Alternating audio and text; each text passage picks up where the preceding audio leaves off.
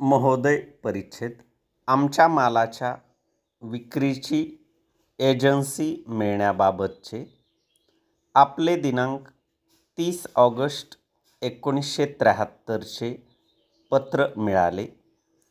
त्याबद्दल आम्ही आपले आभारी आहोत.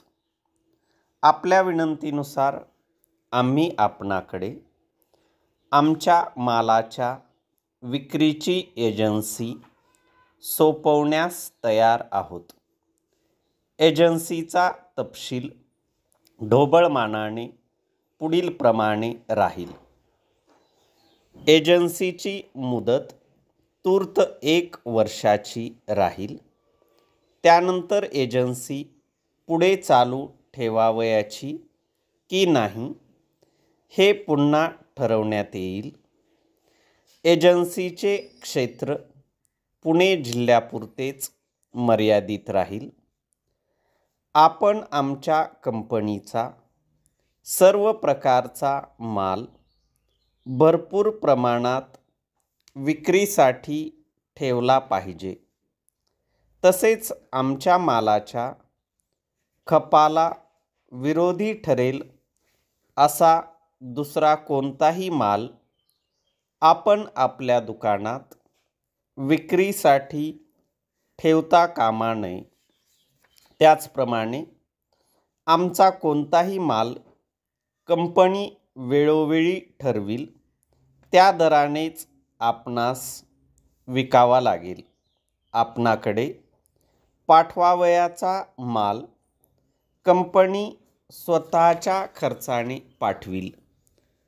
मालाची वाटेत मोडतोड अगर तूटफूट झाल्यास माल पोहोचल्यापासून 8 दिवसांच्या आत आवश्यक त्या सर्व तपशिलासह आपण कंपनीस तसे लेखी कळवले पाहिजे.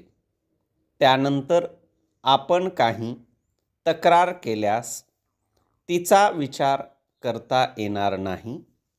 तसेच मालाच्या नुकसान भरपाई बाबतचा कंपनीचा निर्णय अखेरचा समजला जाईल व तो आपणावर सर्वथा बंधनकारक राहील. कंपनीचे सर्व व्यवहार रोखीचे राहतील.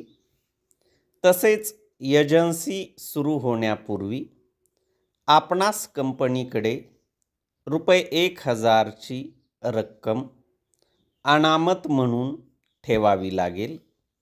एजन्सी बंद झाल्यास त्यानंतर सर्व हिशेब चुकता झाल्यावर ही रक्कम आपणास परत केली जाईल. कंपनीच्या सर्व मालावर आपणास 10% एजन्सी कमिशन मिळेल. आपण व्यापारी विक्री करता कामा नये. कंपनीच्या मालाचे प्रदर्शन करण्यासाठी आपण आपल्या दुकानाच्या जागेत एक शोरूम उघडली पाहिजे. याबाबत होणाऱ्या खर्चापैकी निम्मी रक्कम कंपनीकडून आपणास देण्यात येईल. तसेच दुकानात लावण्यासाठी भित्तीपत्रके वगैरे साहित्यही कंपनीकडून आपणास विनामूल्य पुरवले जाईल.